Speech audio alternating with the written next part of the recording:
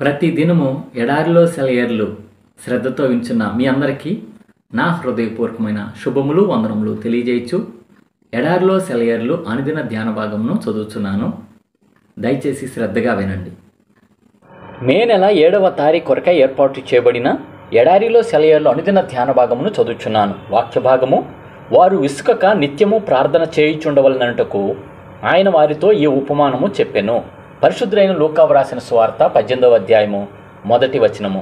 ధ్యాన భాగమును చదువుచున్నాను.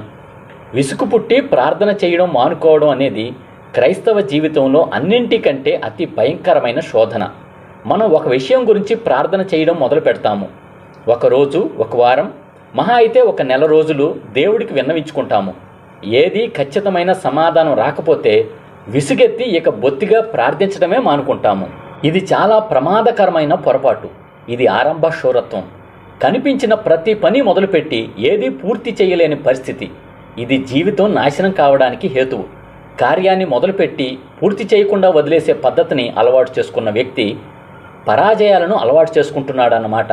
ఒక ప్రయోజనం కోసం ప్రార్థించడం మొదలుపెట్టి సరైన జవాబు దొరికేదాకా ప్రార్థించిన ప్రతి వ్యక్తి ఇదే అలవాటు పడుతున్నాడు. ప్రార్థనలో విసుగు చెందడం అంటే ఓడిపోవడం. ఈ ఓటమి ప్రార్థన అంటే అనాసక్తి, విశ్వాసం లేకుండా చేస్తుంది. జయ జీవితానికి ఇది ప్రక్కలో బల్లెం లాంటిది. అయితే కొందరు అడుగుతారు, ఎంతకాలం ప్రార్థన చెయ్యాలి? కొంతకాలం చేశాక ఇక దేవుడి చేతిలో ఆ విషయాన్ని వదిలి ఆయనకు మొరపెట్టడం మానేయాలి కదా?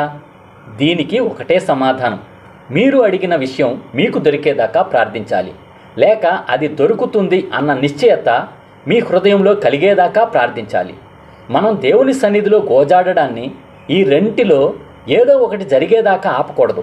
ఎందుకంటే ప్రార్థన అంటే కేవలం దేవుణ్ణి అడగడం మాత్రమే కాదు, అది సైతానుతో పోరాటం కూడా.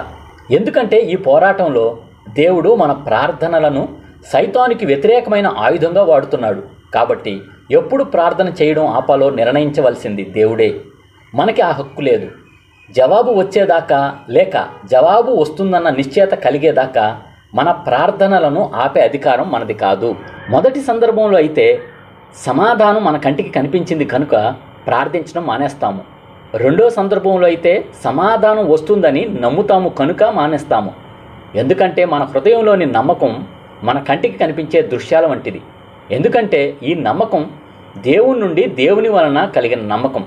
మనం ప్రార్థనా జీవితంలో అనుభవజ్ఞులమవుతున్న కొద్దీ దేవుడిచ్చే నిశ్చయత ఎలాంటిది అనే విషయాన్ని మరింతగా గుర్తుపడుతుంటాము. ఆ నిశ్చయతను ఆధారం చేసుకుని ఎప్పుడూ నిశ్చింతగా ఉండవచ్చు, లేక ఎలాంటి పరిస్థితిలో మన ప్రార్థనని కొనసాగించాలి అనే సంగతి మనకు అర్థమవుతుంది. దేవుని వాగ్దానాల మజిలీలో వేచి ఉండండి. దేవుడు వచ్చి మిమ్మల్ని అక్కడ కలుస్తాడు. తన వాగ్దానాల బాట మీదుగానే నడిచి వస్తాడు ఆయన. ఇదే ఈ దినమునకై ఏర్పాటు చేయబడిన ఎడారిలో సెలయేర్లు అనుదిన ఆత్మీయ అల్పాహారము. సమస్త జ్ఞానమునకు మించిన దేవుని కృపా సమాధానము ప్రభువైన యేసుక్రీస్తు వలన మీ హృదయములకు, మీ తలంపులకు కావలి ఉండును గాక. ఆమేన్. ప్రార్థన.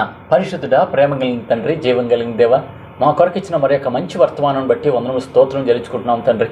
మా ప్రార్థనా జీవితం ఎలాగుండాలని ఈ దిన వర్తమానం ద్వారా నువ్వు మాతో మాట్లాడినందుకు వందనము స్తోత్రం చెల్లించుకుంటున్నాం తండ్రి.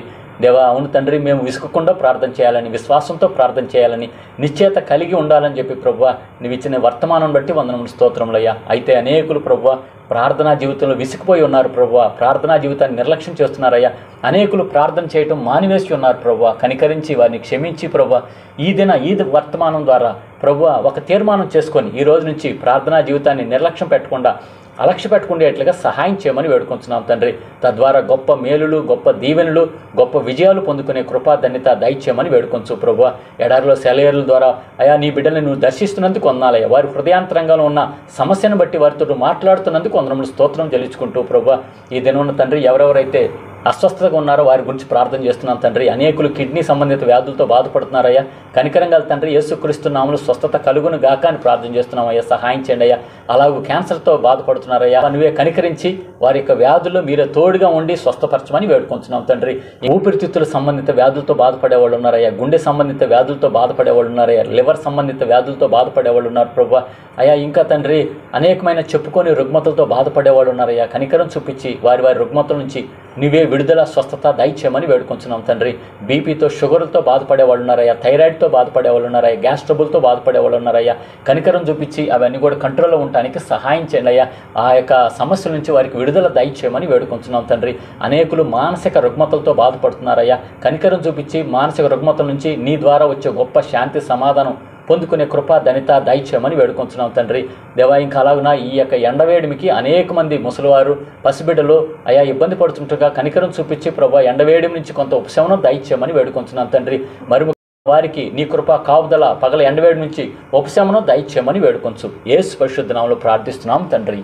ఆమేన్. మన తండ్రి అయిన దేవుని యొక్క ప్రేమ, ప్రభువైన యేసుక్రీస్తు వారి కృప, పరిశుద్ధాత్మ యొక్క అన్యోన్య సహవాసం సదా మీ అందరికీ తోడై ఉండును గాక. Amen. Praise the Lord. Shalom.